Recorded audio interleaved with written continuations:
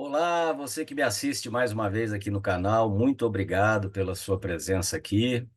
Sábado, 21 de fevereiro de 2026, meio-dia em ponto. Mais um tema pertinente à nossa vida profissional, nossa vida social, especialmente nesse mundo de hoje tão conturbado, né? Eu trago então para vocês aqui uma reflexão sobre o processo de radicalização que está acontecendo na sociedade com base aí num subtítulo, né, que visa trazer pensamentos sobre percepções que as pessoas têm e realidade, né? Muitas vezes percepções não correspondentes à realidade e que fazem justamente surgir um conflito entre o mundo real e o mundo digital, né? Que nós estamos aí conectados nele e vivemos sempre dependendo dele também. É importante dizer que a radicalização não é uma novidade, né? O que é novo é a velocidade com a qual as coisas estão acontecendo, né? Eu costumo, inclusive, destacar, muitas vezes se fala sobre extremos, né? É, extremismo.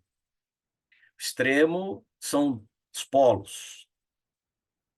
A radicalização desses polos é que é o aspecto negativo. Porque a gente pode ter, salvo engano, né, mas uma interpretação assim média, dois polos e uma linha central de equilíbrio entre eles. Não podemos nunca deixar de ter a capacidade de conversar, né, de fazer esses polos, esses extremos conversar entre si, para que de repente se construa um pensamento de equilíbrio entre as visões que se apresentam.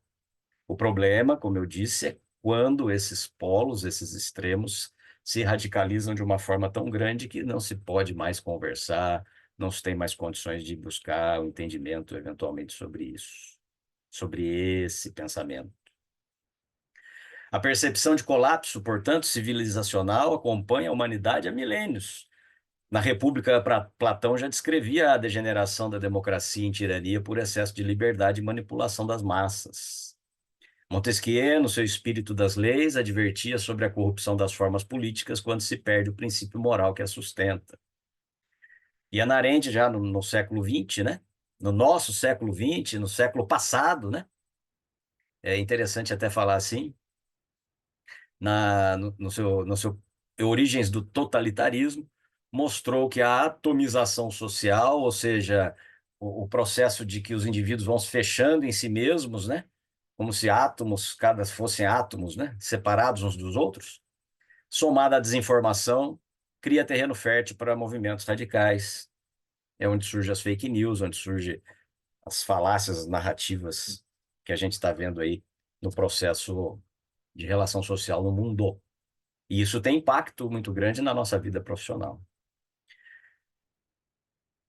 Ainda falando de que a radicalização não é nenhuma novidade, a novidade é a velocidade como as coisas estão acontecendo, a gente tem a constatação de que a tecnologia amplifica os vieses cognitivos que a antropologia e a psicologia evolutiva já identificaram. Ou seja, tendência tribal em grupo, pequeno fora do grupo, né? Ou um grupo maior ou menor. A busca por pertencimento, né? Então, hoje eu falava, cada um busca identidade, cada um busca um sentido para a própria vida, né?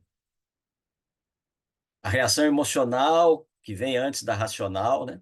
E aí, muito interessante me socorrer do pensamento de David Hume, que diz que não existe racionalismo. O que nós chamamos de racionalismo é uma paixão mais fraca do que a paixão mais forte que nos faz agir pela emoção. Além disso, uma outra tendência, né? Um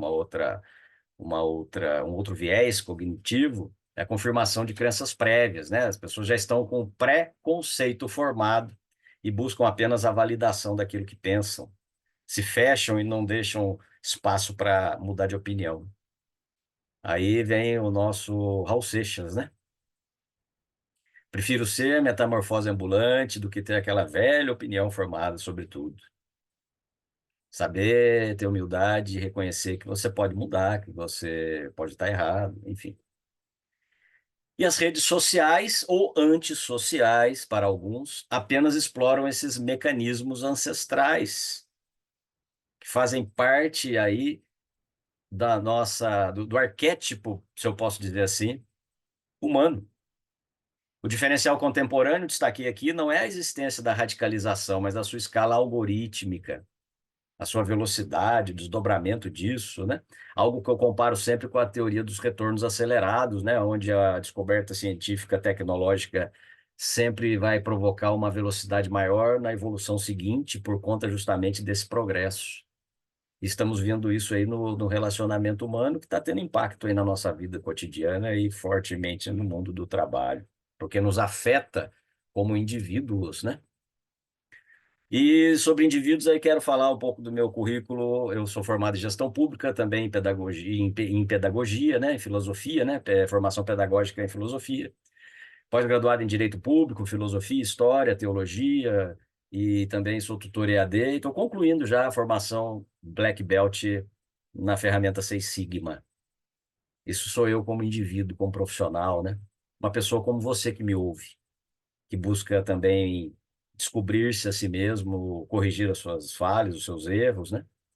Muitas vezes a gente é julgado, né, e cai aí na vala comum das redes sociais, onde as pessoas às vezes acham que a gente não tem direito aqui de expressar o pensamento, compartilhar uma experiência, porque a gente também tem erros, né?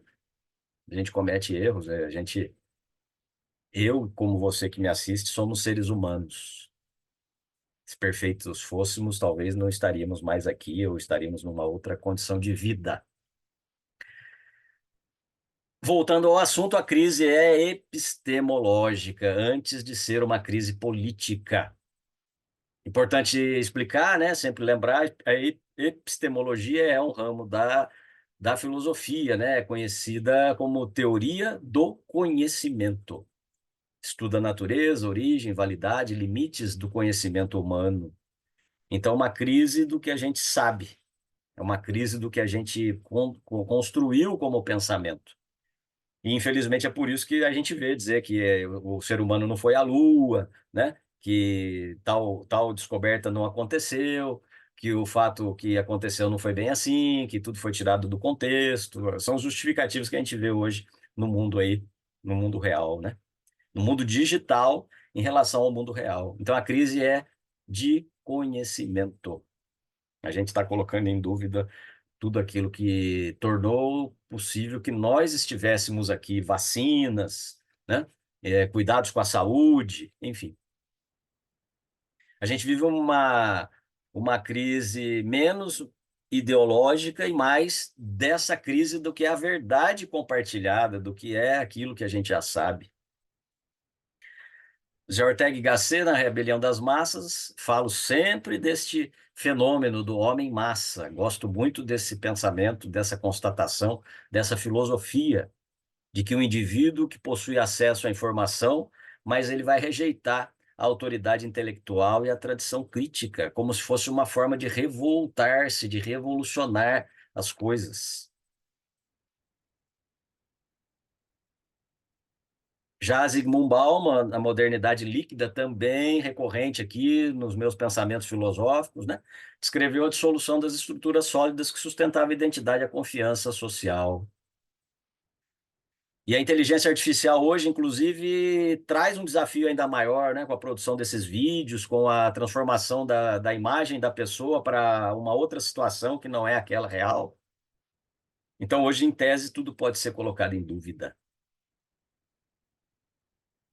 É por isso que surgem as ideias aí que são classificadas como terraplanismo.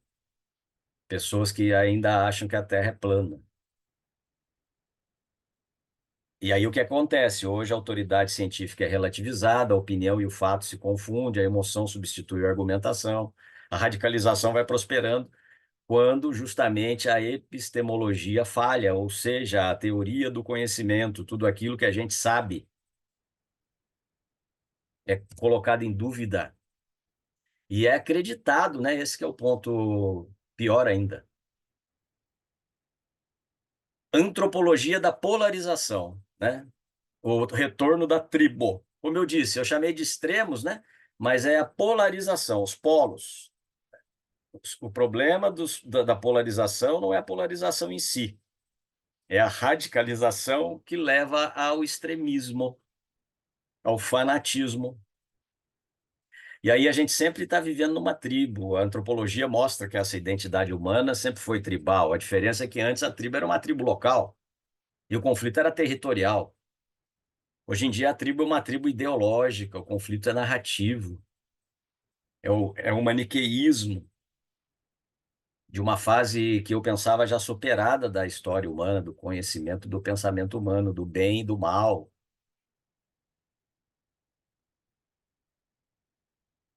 As redes sociais colaboram com isso, porque os algoritmos vão mostrando para a gente só aquilo que a gente gosta.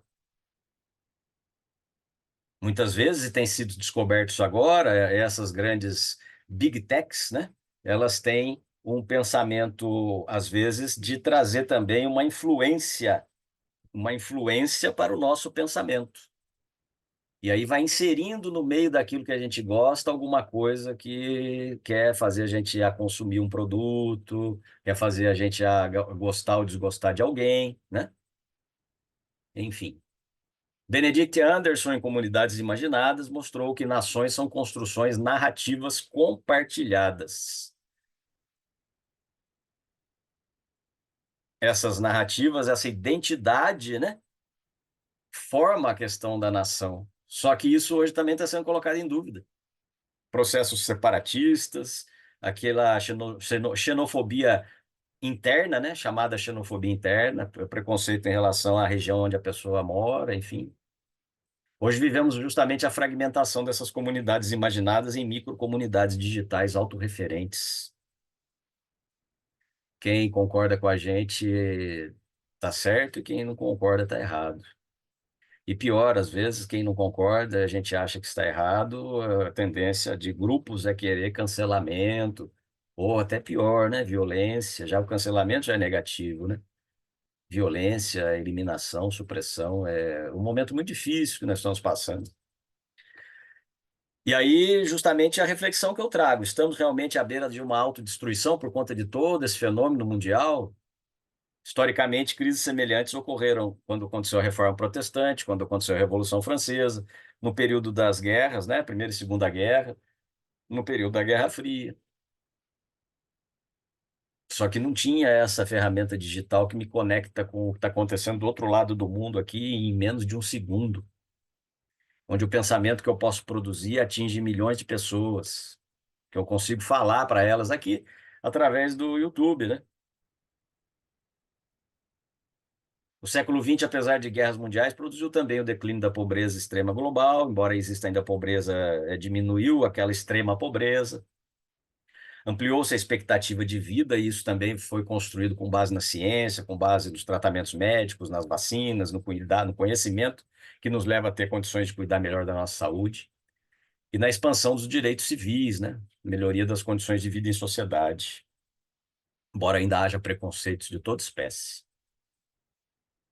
Isso sugere, né, historicamente, num processo de visão global, né, num processo de visão macro, que a história humana não é linearmente decadente. Nós podemos estar vivendo momentos, ó, que nos leva a pensar de forma mais negativa ou pessimista, né? Que aí vem a teoria do pêndulo, né? A gente vai para lá ou para cá, dependendo do momento da história.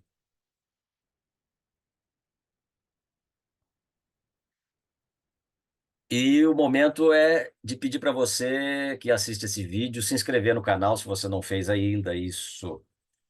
É importante que você se inscreva, por favor. Não só assista os vídeos aqui, as palestras que estão disponíveis, mas se inscreva para que justamente possa ser é, aumentado o número de inscritos e despertar o interesse do algoritmo do YouTube para transmitir boas informações, como as que eu estou trazendo aqui, julgo que são boas informações, boas reflexões, né?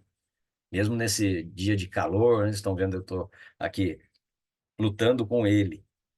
Então, por favor, se inscreva no canal, Ative o sininho para receber as notificações dos vídeos semanais. Mas a inscrição no canal é importante, porque você ajuda justamente a disseminar, né? Aí ele vai potencializar, né? O trabalho que eu estou fazendo aqui. E potencializar o trabalho também é uma busca que a gente tem e tem os caminhos possíveis, né, para vencer essa radicalização pela potência daquilo que a gente faz. A ética da lucidez, eu chamei assim, né? Uma espécie de trilogia, uma balança de três pesos, né, vamos dizer assim, entre a postura individual, a postura relacional e a educação.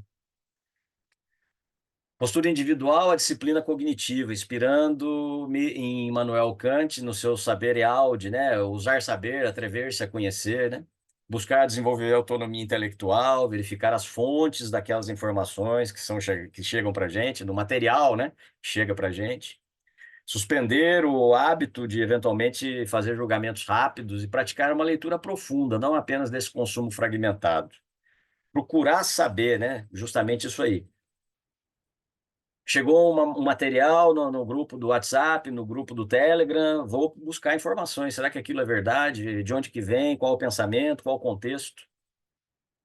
E aí trago uma proposição prática, né? Dieta informacional controlada, justamente isso, saber aquilo que eu vou, a que eu vou dedicar minha atenção, aquilo que vai receber a minha atenção. Tempo diário para fazer uma reflexão silenciosa, pensar por si mesmo, sempre falo disso. E ler obras longas, não apenas postagens, acabar acostumando o corpo, a mente para essa leitura longa, densa. No final, inclusive, vou mencionar aí, não tenho mais um canal no TikTok, eu cancelei porque eu avaliei a plataforma como uma forma de chegar a um público que eu não quero, por uma forma de comunicação que eu também não quero fazer, que é vídeos curtos, enfim. Estamos formando as pessoas hoje com menos capacidade cognitiva, com menos paciência para ler, com menos paciência para pesquisar, com menos capacidade de pensamento. Agora, a postura relacional, reduzir a guerra simbólica. Jürgen Habermas propõe a ética do discurso. A legitimidade nasce do diálogo racional. Aplicação prática, separar pessoa de opinião. Evitar a humilhação pública. Substituir convencer por compreender. E isso não quer dizer aderir, não quer dizer aceitar, aderir ou aceitar. É apenas ouvir, entender e refletir sobre aquilo que vem do outro que é diferente de mim. No âmbito familiar, os grupos aí famosos, né? Estabelecer os limites do tema e buscar valores comuns antes de dar tempo às divergências. Dedicar-se ao que une, não ao que separa. Recentemente escrevi uma reflexão, inclusive, e gerou uma certa polêmica, algumas pessoas se ofenderam, tive grupos de WhatsApp onde até o pensamento foi apagado sem ser lido totalmente ou sem ser compreendido. Porque as pessoas já têm um preconceito formado. E muitas vezes elas já começam a ler, lembra que eu falei lá, a validação daquela forma de pensar. Sequer se dedicaram a me ouvir através das letras. Fiz uma reflexão pós-carnaval sobre a situação mundial. A gente vai se cansando, né? Com esse ambiente que está sendo fomentado sempre de gerar um conflito entre pessoas, gerar um conflito entre famílias, gerar um conflito entre países, entre formas de pensamento. É muito grave isso e é preocupante. Precisamos ser felizes. A gente tem que superar os próprios erros, superar os processos onde as pessoas falham conosco também. E vai para o trabalho, fica o dia inteiro no trabalho, convive com pessoas que têm seus dramas, todos nós temos suas dificuldades, e a gente está vivendo nesse ambiente caótico, pesado. Pense nisso, é muito importante. Agora, passado o carnaval, no Brasil, é onde se fala que o ano começa, né? Mas já começou hoje, quando eu acordei, começou ontem. Para você é a mesma coisa. Cuide-se em relação a tudo isso que rodeia você. Porque daí no mundo corporativo nós precisamos ter uma postura de neutralidade estratégica. E aí é o que eu falo também, neutralidade, às vezes as pessoas criticam a neutralidade. Neutralidade não é apatia, neutralidade não é conformismo, neutralidade não é alienação. É apenas buscar ficar distante do que separa, do que é polêmico negativo, e ficar perto do que une, do que é polêmico positivo, né? E assim como na sociedade, as empresas operam em ambiente polarizado também, porque as pessoas estão assim, né? Quais os caminhos para superar isso? Alguns relacionei aí, o foco em valores universais, né? Moral, ética, respeito, eficiência, políticas claras de conduta, né? Ambiente de trabalho, limites, né? Cultura organizacional baseada em competência, não em ideologia, e programas de alfabetização midiática interna, alfabetização midiática, né? Qual vai ser a minha abordagem em relação a tudo que eu recebo aí de mídia? 5 horas da manhã, o primeiro jornal já mostra lá uma pessoa que sofreu um acidente. Dias atrás, já mencionei aqui em uma outra palestra, aqui em outro tema, tomando café, estava lá a pessoa fazendo massagem cardíaca e a televisão lá, o helicóptero mostrando. Então, quer dizer, apaga, desliga, escuta uma música. Eu dou receitas disso no meu livro aí, que vou falar dele na sequência. A empresa, portanto, deve ser espaço de previsibilidade no mundo emocionalmente instável. Muitas pessoas estão simbolicamente ou assim figurativamente ou até literalmente à beira de um ataque de nervos. E finalmente a educação como um eixo civilizatório, a reafirmação dos nossos valores. Edgar Morin defende o pensamento complexo, qual a proposição direta, a educação que ensine a lidar com a ambiguidade, lógica e retórica como disciplinas fundamentais, e história das ideias para evitar anacronismos emocionais, saber compreender-se no mundo próprio, no seu pensamento, no eu interior e também em relação ao mundo que nos rodeia. Talvez nós não estejamos diante de decadência, mas sim de uma transição cognitiva. E aí a gente está passando um processo e não consegue enxergar esse processo, porque a gente está naquele, como se fosse um oceano, né? Um turbilhão que nos leva. A imprensa provocou guerras religiosas ao longo da história, o rádio foi um instrumento de propaganda totalitária e a televisão moldou as massas. Isso ainda acontece. A internet também está apenas atravessando sua fase caótica inicial. Aí a gente pode falar uma fase, mas uma fase pode durar anos, né? Pode-se pensar que estamos numa fase pré-regulatória da consciência digital. Mas a gente não pode nem conversar sobre regulação das redes sociais, porque um lado A fala que quer fazer, que o lado B quer fazer isso para impedir certas posições que o lado A precisa manifestar, ou o inverso. Entretanto, a rede social é um clube digital. Quais as regras desse clube? Quando você, aquele ditado das palavras como penas ao vento, né?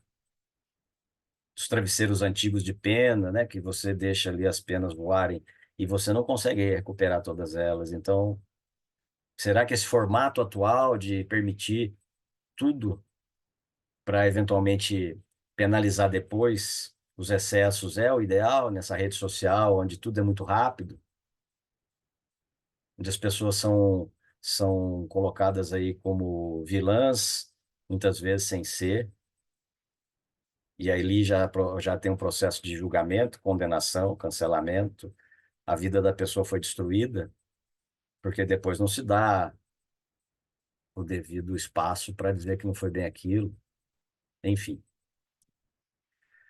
Virtudes necessárias nesse século XXI, portanto, disciplina emocional, equilíbrio. Difícil, hein? Prudência, humildade epistemológica, ou seja, conhecimento humano, buscar conhecer, Capacidade de diálogo intercultural, como eu disse, não é para eu aceitar o jeito do outro, mas para ter capacidade de dialogar com ele. Coragem moral, enfim. Um exemplo que eu uso muito é de uma fábrica de material esportivo que para povos aonde do Oriente, né, onde as vestimentas de mulheres são diferentes, ele produz ali um material para que ela possa cobrir o cabelo, que ela possa praticar esporte sem mostrar o que a cultura diz que não deve ser mostrado. Eu, você, podemos concordar com essa forma de tratar? Não, podemos não concordar. Podemos concordar também, mas é isso que está inserido aqui nessa capacidade de diálogo intercultural. Não estou falando aqui de violência, de violência contra a mulher, violência contra a criança, violência contra segmentos menores, né, no contexto da realidade social. Não é disso que eu estou falando. Mas a empresa de material esportivo, ela não está entrando nesse mérito, ela quer vender. Então é esse o ponto que precisamos pensar também. Aqueles costumes, né? Quando você vai viajar para um país que tem um costume diferente, a empresa vai te orientar sobre se você pode cruzar a perna ou não, pode mostrar a sola do sapato ou não. Sinais que eventualmente a gente faz com as mãos, que aqui no Ocidente são interpretados de um modo, lá naquela determinada cultura podem ser interpretados de outro, enfim. A necessidade de conversar com as pessoas, não aderir àquele jeito que elas vivem. Disciplina emocional, prudência, humildade epistemológica, coragem moral, capacidade de diálogo intercultural. Eu desenvolvo todas essas reflexões, essas ideias, essas dicas aí, esses pensamentos filosóficos nessa obra, sempre em frente, de caminhar em frente, sempre em frente de enfrentar os desafios da vida, de enfrentar as nossas limitações como pessoas, né? Nossos erros, acertos, nossos sonhos, nossos desejos não realizados, sempre reconhecendo o poder da força da ação de cada um no dia a dia. Ah, você pode ser o que você quiser, mas às vezes você não consegue ser agora. O homem é do tamanho dos seus sonhos, mas talvez esse sonho eu não consiga realizar agora. Por isso eu sou menor. Eu preciso entender esse processo, preciso me entender. As pessoas também precisam entender as limitações umas das outras. 200 páginas, você pode adquirir esse livro por R$ 65, já é incluída a despesa com o correio para enviar esse livro para você, né? Você faz um pix aí para Domingos Léo Monteiro P, de profissional, @outlook.com, ou então me manda um e-mail dizendo que você quer um link para comprar o livro pelo cartão de crédito ou débito. E aí você vai receber, garanto que você não vai se arrepender, né? Já está no final da segunda tiragem e recomendo, sem modéstia, né? Porque fui eu que escrevi. Conclusão de tudo que falei aqui, ou proposição, né? Diante desse cenário, não aderir à histeria coletiva, evitar absolutismos, cultivar autonomia intelectual, fortalecer instituições intermediárias, famílias, associações, comunidades, né? Fazer um trabalho voluntário também. Eu vou falar disso em um tema futuro aí, trabalho voluntário. Praticar desaceleração cognitiva, respira, para, desliga, fica em silêncio. Ouça o som da natureza, ouça o seu som interior. A história sugere que civilizações sobrevivem quando desenvolvem mecanismos de autorregulação cultural. Então tome cuidado com tudo que rodeia você e não deixe se interferir nas suas relações humanas, nem nas suas relações do trabalho. As fontes de pesquisa, de consulta estão aí para você, né? Puxar o fio daquela pesquisa que eu fiz para trazer esse material para você. Você pode me contratar também, se quiser, levar para sua empresa, né? Eu tenho aí as palestras corporativas sobre diversos temas. Tem um vídeo aqui no canal. Conheça o meu trabalho, assiste lá e eu falo um pouquinho de cada uma delas. Elas podem ser um programa de formação, né? Porque um tema puxa o outro, mas também podem ser apresentadas individualmente. Então, como cada uma delas tem um foco, né? Sempre o indivíduo com alguma relação, com alguma necessidade, com algum objetivo, né? Você avalia aí qual é que você precisa na sua empresa para fazer um encontro de final de ano, para fazer um encontro de meio de ano, para fazer um encontro corporativo no aniversário da empresa, ou para fazer um treinamento aí de relações internas. Tem o vídeo lá. Conheça o meu trabalho. Assiste, você vai conhecer também cada um desses temas com mais profundidade. Entre em contato comigo, Domingos Léo Monteiro, P de profissional, @outlook.com. Como eu disse, eu estava começando a fazer um trabalho no TikTok, mas depois avaliando, conversando aqui com algumas pessoas que se relacionam comigo na parte profissional, eu achei melhor cancelar o canal do TikTok. É uma plataforma, é um público diferenciado do público que eu quero atingir, né? E o formato, inclusive, é um formato que não me agradou. Mas tem aí o QR Code aqui do canal do YouTube, o QR Code da minha página no Instagram e também estou no Facebook e no LinkedIn. Então, conheça o meu trabalho, conheça aí o meu pensamento, observe aí tudo que eu tenho apresentado, espero que vocês estejam gostando. Se inscrevam, por favor, no canal, como eu disse, é importante a inscrição no canal para justamente aumentar o número de pessoas que estão inscritas no canal, porque daí vai atrair a atenção do algoritmo do YouTube. Ele vai começar a mostrar meus vídeos nesses vídeos aleatórios. Tenho tido, e agradeço por isso, muita audiência, né, nos vídeos, mas acho que o canal podia ter mais inscritos, né? E peço sua ajuda nesse sentido. Não tem problema nenhum, não vai gerar problema. Algumas pessoas que têm uma visão, né, negativa sobre isso, mas é necessário justamente porque precisamos ter mais alcance aí em relação às mensagens que estamos passando aqui. Lembre-se, você é uma pessoa importante, tudo que você faz de bom é importante. Os momentos que você passa dificuldade também são importantes para você aprender com eles, pensar, refletir, observar se precisa mudar de rumo, né? Muitas vezes você quer mudar de rumo, mas aquele momento não é favorável para isso. Então tenha paciência, tenha paciência.